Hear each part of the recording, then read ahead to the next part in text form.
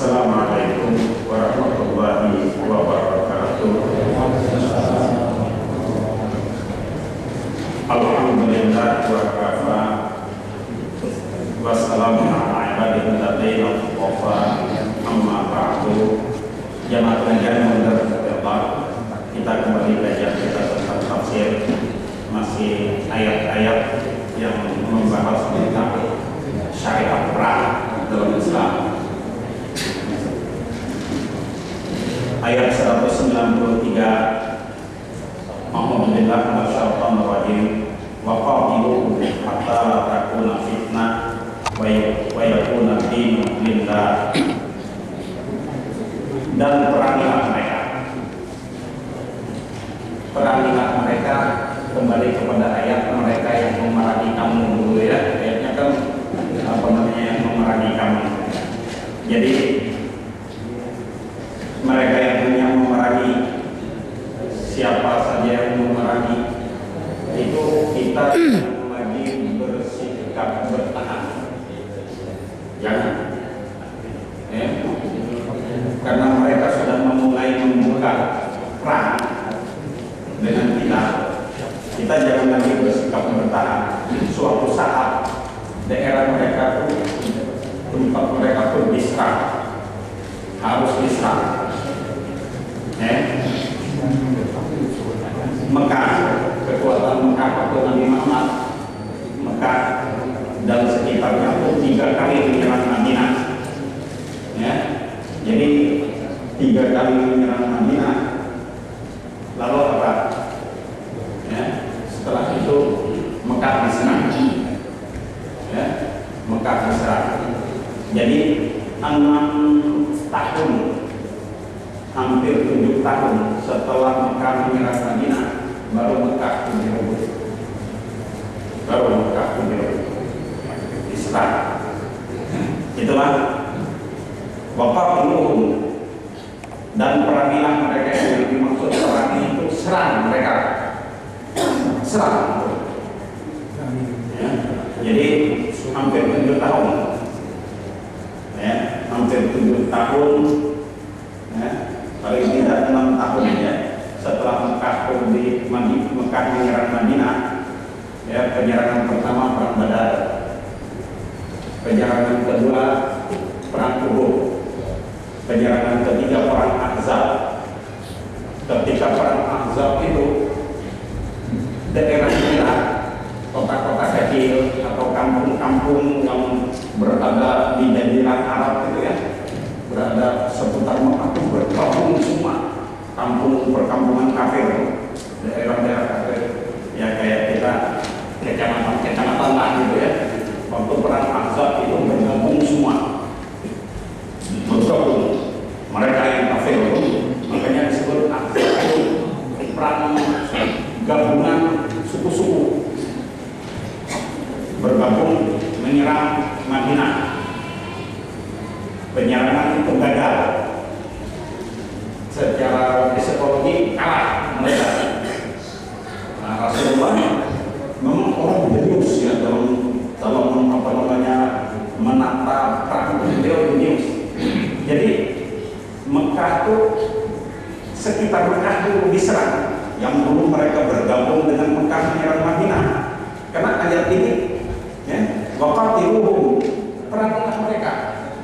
Jadi saatnya akan menyerang. Saatnya menyerang, jadi daerah-daerah yang pinggiran-pinggiran Mekah itu direbut. Jadi Mekah terkepung sendirian. Iya, daerah sebutannya direbut semua. Direbut perlahan. Jadi Mekah terkepung sendirian. Jadi enak saja suatu saat waktu penaklukan Mekah itu, mobilisasi pasukan 10.000, diadakan penyerangan mendadak, ya, penyerangan mendadak. Warga Mekah itu, pasukan kaum muslimin itu sudah menyalakan obor di luar kota Mekah, baru kaget. Akhirnya Mekah direbut, ya, dan harus diserang mereka, harus diserang.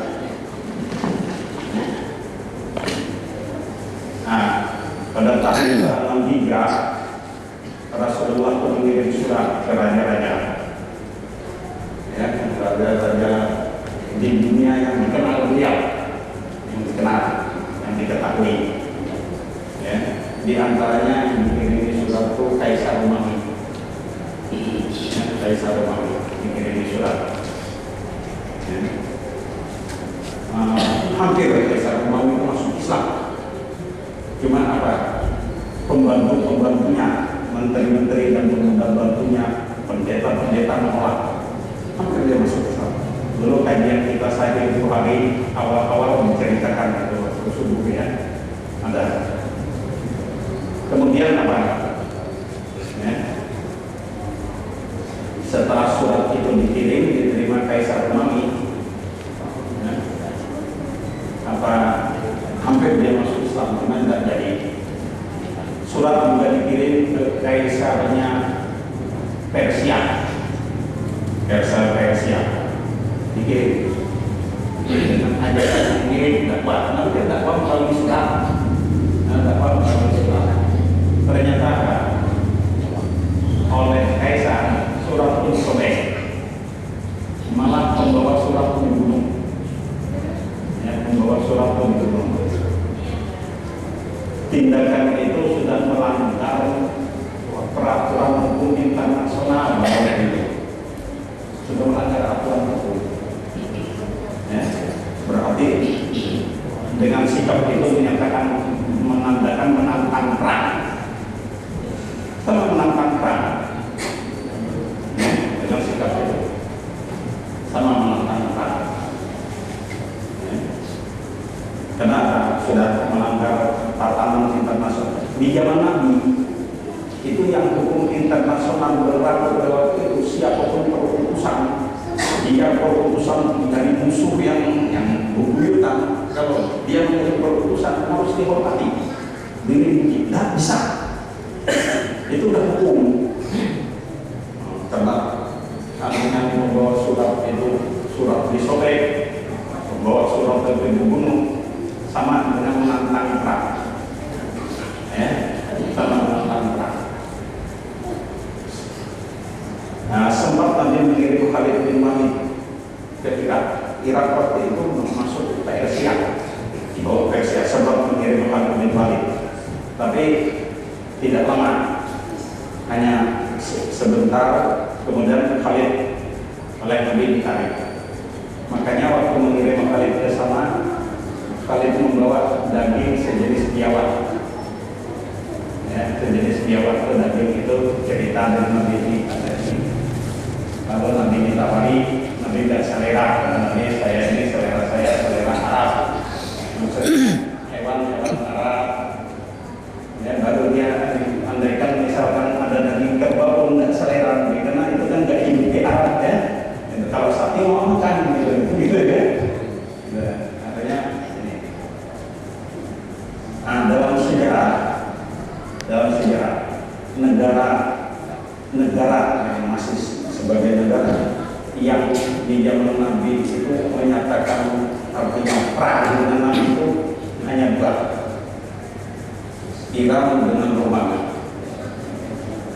itu yang menyatakan perang. Kalau Romawi zaman Nabi kedua kali kontak senjata dengan Romawi, ya, kalau Romawi dua kali kontak senjata. Setelah Nabi berkirim surat, Romawi itu pada tahun ke-6 Hijrah, setelah kirim surat, mengirim pasukan 150.000, kirim pasukan. Berita pengiriman pasukan menuju daerah Muslim itu didapat sampai ke Nabi. Ya, tidak tahu juga pasukan itu sebesar itu. Dikirim pasukan itu 3.000 di bawah pimpinan Zaid bin Harithah, terkenal dengan sebutan Perang Mu'tah. Ya, Perang Mu'tah itu karena terjadinya kontak senjata itu di Mu'tah. Nah, ketika terjadi perang, Zaid bin Harithah gugur, diganti oleh Ja'far bin Abi Thalib, gugur juga panglima perangnya. Karena Nabi itu rupanya memang unggulan ya, karena dia sudah ini. Kata Nabi, panglima perang dipegang oleh Zaid bin Harithah. Bila Zaid bin Harithah gugur syahid, penggantinya adalah Ja'far bin Abi Thalib. Kalau Ja'far bin Abi Thalib syahid, penggantinya adalah Abdullah bin Rawahah. Kalau Abdullah bin Rawahah syahid, terserah Anda bermusyawarah milih. Ternyata apa? 3 orang yang gugur. Akhirnya dimusyawarahkan Khalid bin Walid, memimpin pasukan. Khalid bin Walid itu orangnya jenius perang, ahli strategi perang. Jangan musuh kafir, Nabi Muhammad aja sempat kalah Uhud ya. Otak dia itu. Otak dia. Nabi perang untuk kalah itu dari pasukan dia Uhud. Dari pasukan dia jenius. Akhirnya pasukan muslimin tadi di bawah pimpinan Khalid menang juga tidak, kalah juga enggak, cuma dapat terselamatkan. Sejak saat itu dengan Romawi terus dinyatakan perang dengan Romawi itu sejak saat itu. Di zaman Nabi pernah mengirim pasukan 30.000 ke Tabuk mengejar tentara-tentara Romawi yang menyusup ke daerah Muslim. 30.000 mobilisasi pasukan ya, 30.000 menuju Tabuk. Nah, setelah tentara Romawi mendengar pasukan sebesar itu, mereka menarik diri ya, mereka menarik diri karena pengalaman dulu 3.000 yang gak bisa ngalahan, apalagi sampai 30.000 ya, apalagi sampai 30.000 di zaman Nabi itu dengan Romawi itu. Kalau dengan Khalid belum sempat perang besar dengan Persia. Kalau dengan Persia yang zaman Nabi sempat mengirim pasukan ke pasukan besar. Belum. Nah, kembali kepada ayat. Perangilah mereka. Ya, perangilah mereka. Jadi apa? Karena mereka sudah memulai menyerang. Berarti apa? Suatu saat karena tidak ada gencatan senjata, tidak ada perdamaian, berpeluang untuk menyerang. Yang sempat di zaman Nabi ditaklukkan itu musuh yang menyerang di zaman Nabi hanya Mekah yang diserang dapat tersebut. Ya, gitu. Sekitar 6 tahun sejak perang pertama. Nah, kemudian yang di zaman Nabi sempat kontak senjata dengan Iran, dengan Persia. Perang besar sudah mulai di zaman Abu Bakar. Ya, mulai dibuka. Lalu Persia pun yang lebih optimal perangnya di zaman Umar. Hancurnya ibu kota itu dapat berebut, itu ibu kota Persia namanya Madain itu dapat berebut di zaman Umar. Ibu kotanya dapat berebut. Kemudian sempurnanya penaklukan Persia itu di zaman Utsman. Sempurnanya penaklukan Persia itu di zaman Utsman. Jadi berselang 20 tahun aja setelah Nabi itu ya, berselang 20 tahun sempurna penaklukan kita. Itulah yang perangilah mereka, serang mereka. Nah, Romawi Timur itu ibu kotanya Bizantium.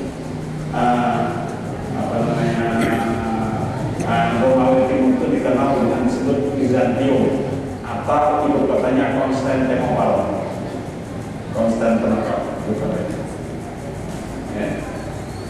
Jadi 800 tahun kemudian sejak awal perang zaman 800 tahun baru dapat berebut, dapat mengalahkan mereka di sana 800 tahun. Ya, sejak Nabi serang mereka 800 tahun. Jadi Konstantinopel sekarang berubah menjadi Istanbul. Ya, yang menjadi Istanbul itu 800 tahun. Berarti serang perang ini. Ya. Kayak Palestina dengan Israel itu keadaan sekarang keadaan perang antara dua aja, siapa yang kalah atau siapa yang menang. Tapi apa, dengan sikap Israel itu sudah menjadi sebuah kewajiban Israel diserang. menjadi sebuah kewajiban Israel diserang, karena tetap hukum perang berlaku. Yang sekarang negara dalam hukum perang berlaku itu Arab Israel atau Palestina Israel, India Pakistan. India Pakistan itu tetap dia hukum perang berlaku. Mereka itu hanya gencatan senjata, bukan perdamaian, bukan. Ya, gencatan senjata. Korea Utara, Selatan itu hukum perang berlaku. Indonesia pun pernah perang dengan Malaysia. Ya, pada saat itu hukum perang berlaku. Cuma terjadi normalisasi hubungan damai penuh. Jadi sekarang nggak ada lagi, kita tidak perlu dengan Malaysia apa-apa, karena sudah damai. Nah itu hukum perang.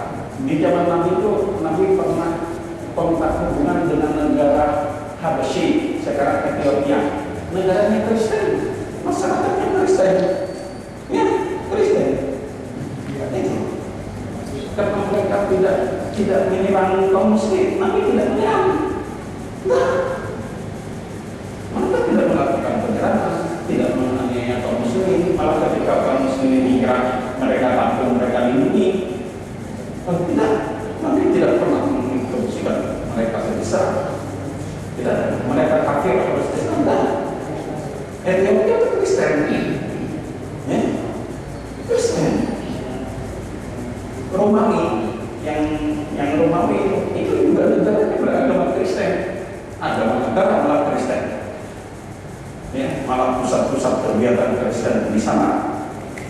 Ya, tapi perang itu bukan perang agama waktu itu, negara antar negara perang. Kebetulan Romawi beragama Kristen, ya, beragama Kristen. Kalau dengan Ethiopia juga agamanya Kristen, tidak ada. Nah, ini sama dengan Romawi Kristen, serang kita, ya, tetap di karena mereka tidak mengganggu.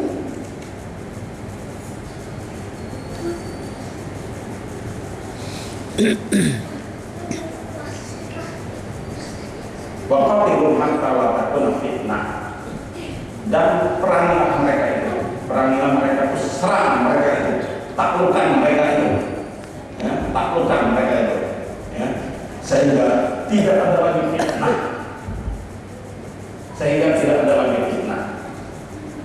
fitnah pertama bisa diartikan tidak ada lagi kesyirikan, ya, yang bisa diartikan itu. Kalau fitnah itu syirik. Ketika Nabi menaklukkan Mekah, segala unsur-unsur syirik itu beliau bawa ke Mekah.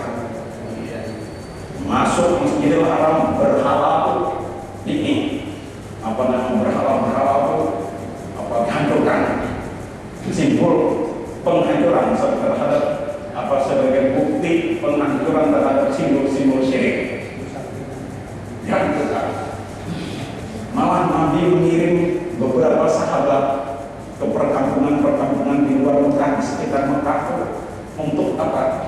Untuk menghancurkan berhala-berhala di sini. Bukan hanya berhala pada waktu itu, ya, sampai kubur tidak boleh lebih dari sejengkal, harus diratakan. Itu termasuk instruksi Nabi ketika pernah ke Mekah. Kenapa? Ini ada indikasi nuansa syirik itu beliau bawa. Ya, beliau bawa waktu menaklukkan Mekah. Ya. Nah, setelah menaklukkan Mekah, turun ayat innamal musyrikuna najasun fala yaqrabul masjidal haram ba'da 'amihim hadza. Ya. Sesungguhnya orang musyrik itu najis. Ya. Mereka tidak dibenarkan memasuki Masjidil Haram setelah tahun ini. Jadi mereka tidak dibenarkan untuk beraktivitas di Masjidil Haram, orang-orang musyrik. Ya. Itu kalau fitnah itu ada mengartikan syirik. Ya. Ada lagi mengartikan fitnah itu ancaman. Ya, mengartikan fitnah itu ancaman. yaitu sampai tidak ada fitnah, tidak ada ancaman. Artinya apa? Kalau ini daerah musuh itu tidak diserang, selamanya jadi ancaman kita. Selamanya mereka suatu saat menyerang, suatu saat menyerang. Nah, supaya fitnah atau ancaman itu tidak ada, serang, takutkan itu. Jadi nggak ada lagi ancaman, takut. Dan itu kayak Mekah, setelah Mekah itu habis ancaman. Makanya yang hijrah dalam makna dari Mekah ke Madinah, yang hijrah pada awal hijrah disadarkan mengungsi ke Madinah, setelah melakukan Mekah dihapus, sudah tidak berlaku lagi. Kata bila hijrah tabak al-fathi, setelah melakukan Mekah ini hukum hijrah tidak berlaku lagi. Kenapa? Mekah yang dulunya ancaman habis direbut, habis direbut. Mekah yang dulunya ancaman. Nah, Iran yang dulunya ancaman karena mereka menyobek Nabi, surat Nabi itu kan pertanda direbut, tidak ada lagi ancaman. Yang paling lama itu Konstantinopel, ya, itu 800 tahun. Ada hadis lagi, Nabi menjelaskan tidak akan terjadi kiamat hingga Roma dan Konstantinopel berebut kaum muslimin. Sahabat itu banyak, ya Rasulullah, mana yang dulu Konstantinopel adalah yang dulu. Itu 800 tahun Nabi ngomong tentang Konstantinopel, Roma ini entah kapan ya. Kita tidak tahu. Roma Konstantinopel itu 800 tahun. Yang baru terbukti. Barangkali Roma yang 3 kali 800 tahun lah gitu ya. Tidak tahu kapan. Untung sahabat bertanya, mana yang lebih dulu? Konstantinopel atau lebih dulu?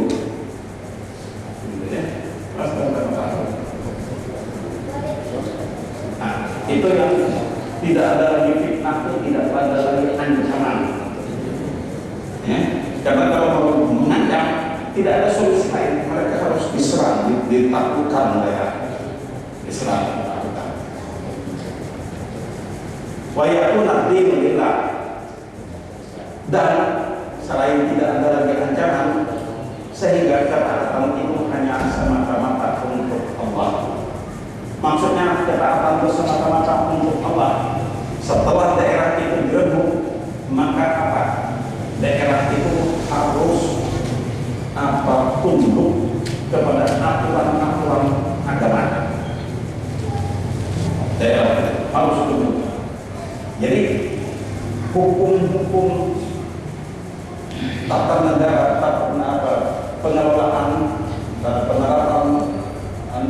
pengelolaan negara itu harus berdasarkan ya apa yang diatur oleh Allah. Jadi kembali hukum syariat Islam itu hukum ya tentang hukum-hukum berkaitan ini pembunuh bisa dibunuh, pencuri potong tangan, itu pemerintah pun menegakkan semua ya, semuanya tuh berlaku ya, harus berlaku ya, ini nilai-nilai ketaatan kepada Allah dalam menata negara. Masalah penduduknya silahkan, ada yang Muslim, ada yang Kristen, itu silahkan, ada yang Yahudi, itu tidak jadi masalah. Cuma aturan negara harus menurut apa yang diatur agama. Jadi pada saat itu enggak ini. Jadi waktu di zaman Nabi perang itu, ketika Mekah itu ditaklukkan, ya, tidak didatangi setiap rumah. Karena kalau tidak masuk Islam, kamu ini sudah nanti di nomor 2 kan, ya pernah. Apakah ini ancam? Kamu bakal mati, itu enggak. Padahal itu enggak. Jadi setelah Mekah ini direbut, masyarakatnya sudah dengan keyakinan masing-masing, Mekah harus ditata menurut aturan hukum Islam. Jadi pemerintah darurat militer sudah mulai menegakkan aturan itu, nanti apa setelahnya diserahkan kepada pemerintahan sipil. Ini jadi diberlakukan, ya, penerapan syariat Islam itu diberlakukan oleh negara. Kalau masyarakatnya terserah. Nah, tapi ini, ya, keteladanan itu terlihat dari pasukan kaum muslimin ketika menaklukkan Mekah. Keteladanan, kesantunan, ya. Maka ketika mereka menuju Mekah pun tidak ada aksi penekanan, malah sikap melindungi. Itu nampak menghargai jiwa mereka, nampak gak diganggu, gak diancam, gak diganggu, gak diancam. Alas, terlihat melindungi Rasulullah itu terlihat sayang. Akhirnya mereka melihat Nabi dengan sahabatnya, oh, merebut Mekah. Ternyata dikira tadi kan mereka kan hitung aja, ya. Nabi itu sejak di Mekah 13 tahun, ya, di Mekah 13 tahun, ya. Tambah lagi 8 tahun, yang Mekah 8 tahun baru direbut. 21 tahun mereka memusuhi Nabi dengan sejak awal dakwah sampai Mekah direbut 21 tahun. Nah, setelah Rasulullah merebut Mekah itu tidak ada kelihatan aksi balas dendam, tidak ada. Malah Rasulullah sopan santun, melindungi, menghargai. Mereka masuk Islam itu apa sawut dengan pribadi Nabi itu, mereka masuk Islam itu. Nabi itu kan setelah Mekah direbut, ya, direbut. Jadi sore harinya itu masyarakat, besok pagi besoknya masyarakat Mekah tidak kenal di Masjidil Haram. Kayaknya habis datang semua tuh menunggu putusan apa nih, ya, karena tidak sadar kita dulu dengan Nabi Muhammad tuh, mereka dengan Nabi Muhammad memusuhi sampai 21 tahun loh. Jadi di benak mereka ini pasti nanti ada pembantaian massal, dendamnya disembelih semua, ya, karena kalah. Jadi Nabi berkata, wahai masyarakat Quraisy, menurut kalian apa yang layak saya lakukan terhadap kalian? Apa kata mereka? Wahai orang yang baik, wahai anak dari orang yang baik, gitu. Kami sama mata-mata berharap baik kepada dia. Senyum Nabi, bisa perlu bebas semua, teman-teman. Tidak perlu apa, pergi itu, kalian bebas semua. Nah, cuma apa? Ka'bah dibersihkan dari berhala, ditegakkan sholat. Sekarang apa? Ka'bah tidak boleh lagi untuk hal-hal yang tidak benar, ya. Ka'bah, Masjidil Haram tidak boleh digunakan untuk hal tidak benar. Ini untuk sholat, untuk aktivitas yang syariat Islam. Itu aja orang masyarakat. Akhirnya mereka memeluk agama Islam. Jadi ketika Nabi merebut daerah-daerah yang Nabi itu tadi hanya mereka dikalahkan. Setelah mereka dikalahkan, ya, maka penguasa militer mengambil alih daerah tersebut, diatur sesuai aturan Islam. Sholat jamaah ditegakkan, orang diajari sholat, calon-calon pemimpin nanti kalau dari orang setempat yang muslim dia masuk Islam sudah ditangkap kalau nanti jadi ini sudah. Nah itulah, ya, sehingga ini ketaatan itu hanya semata-mata untuk Allah, ya, dimaksud ketaatan agama, penerapan agama itu semata-mata karena Allah. Kita harus penguasa militer termasuk selanjutnya menegakkan aturan-aturan agama di daerah itu, menegakkan aturan-aturan.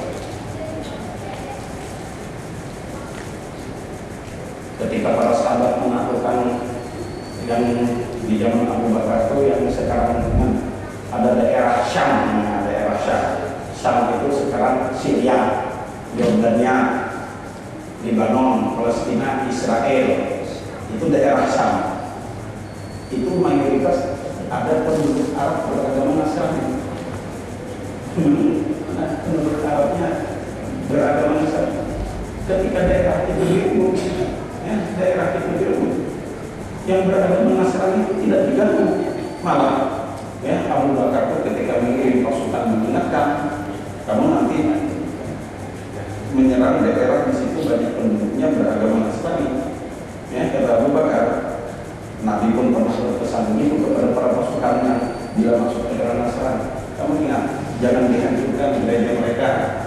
Nanti ada orang yang mengabdi di gereja, gitu kayak pastor, pendeta. Kata Nabi, jangan bunuh mereka. Ada orang yang sedang beribadah, tapi beribadah ke gereja, kamu jangan bunuh mereka. Itu diingatkan Abu Bakar waktu menyerang Palestina pasukannya. Diingatkan dengan begini, jangan diganggu. Ketika Palestina daerah Syam itu direbut, itu tidak diapa-apakan masyarakatnya. Cuma ingat, setelah direbut, aturan agama itu harus diterapkan. Sunat harus. Nah inilah, hingga kata-kata itu hanya semata-mata untuk Allah. Berlaku sudah. Jadi pemerintah militer pada saat itu karena kuasa militer memperlakukan itu. Setelah itu baru diangkat gubernur definitif oleh khalifah, baru itu berubah ke pemerintahan sipil terus.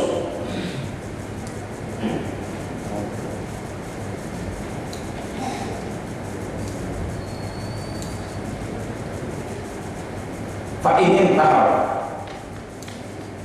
jika mereka berhenti memusuhi kami. Ini yang kelompok menyerang tadi, mereka yang menyerang karena mereka menyerang serang. Bahkan maka belum serang mereka.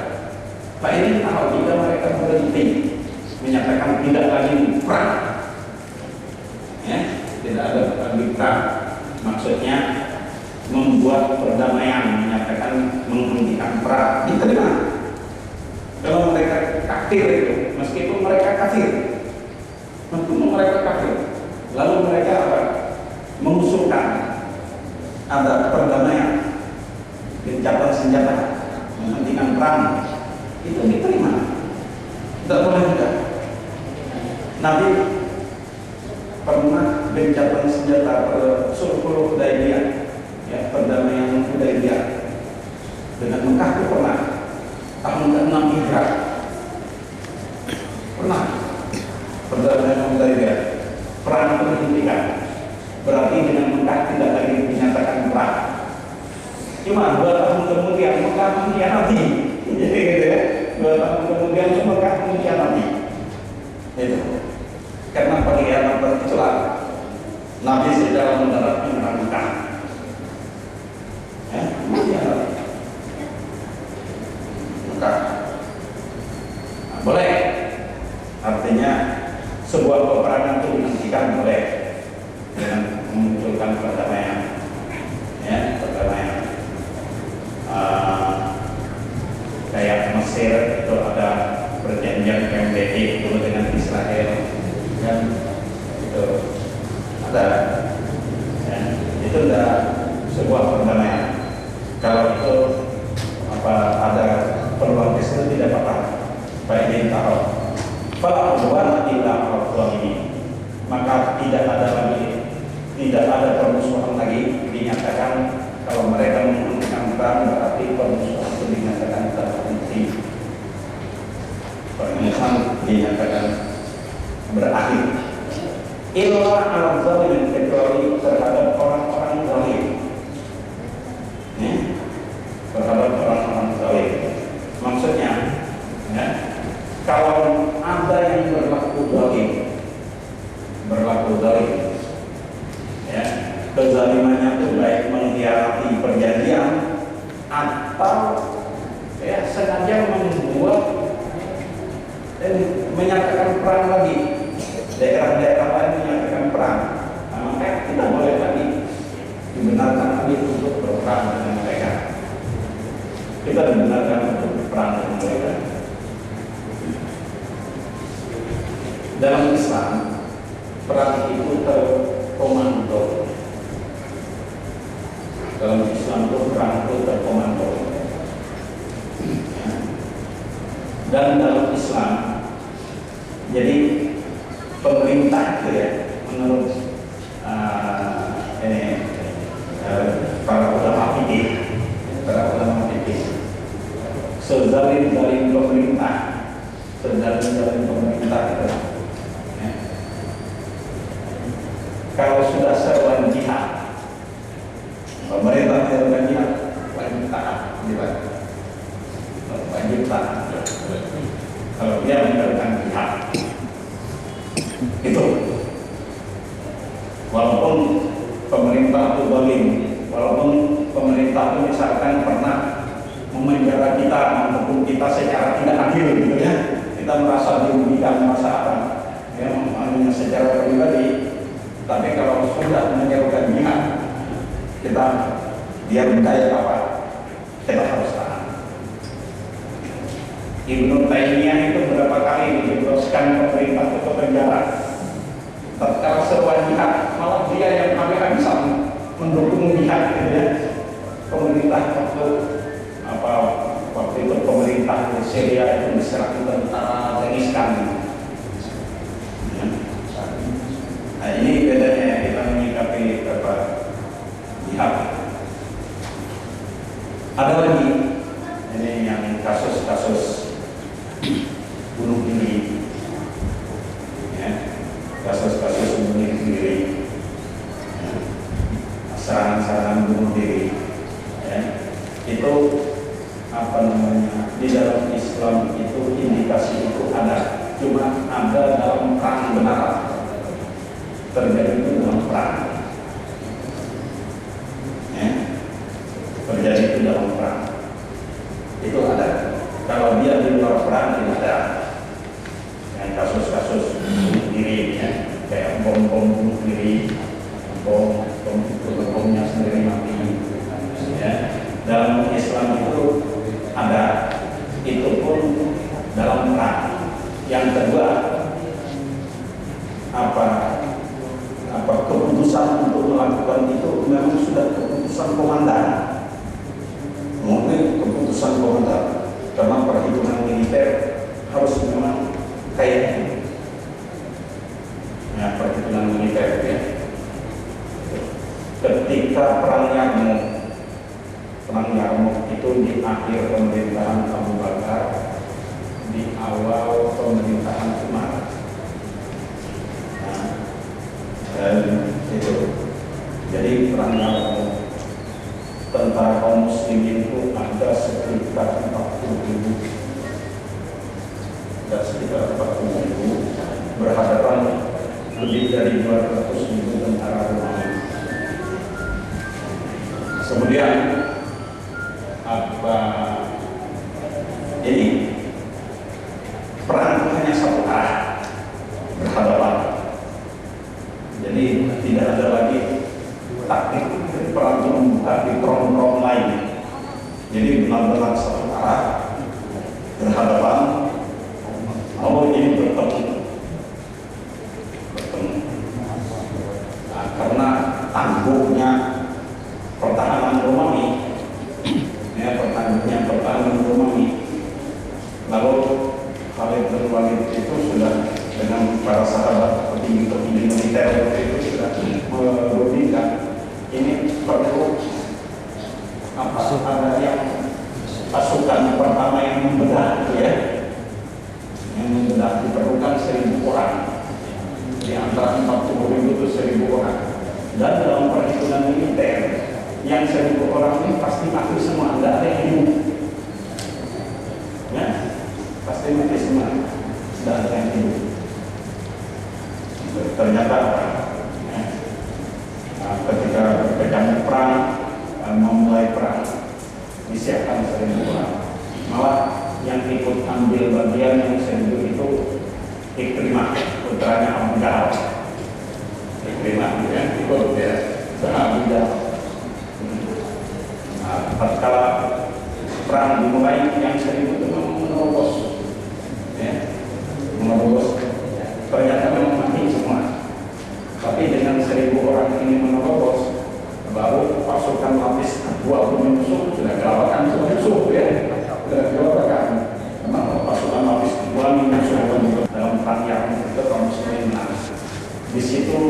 peristiwa titik akhir tentara Romawi itu angkat kaki dari seluruh Sam. Baik, walaupun ada perang kecil itu sudah tidak semuanya. Tentara kaum muslim itu beranjak maju terus tidak terbendung lagi. Nah itu salah satu apa namanya, ada diistilahkan pasukan bunuh diri itu bunuh diri lah. Ya, itu ada. Cuma itu berlaku dalam perang, berlaku dalam hukum perang, ya. Berlaku.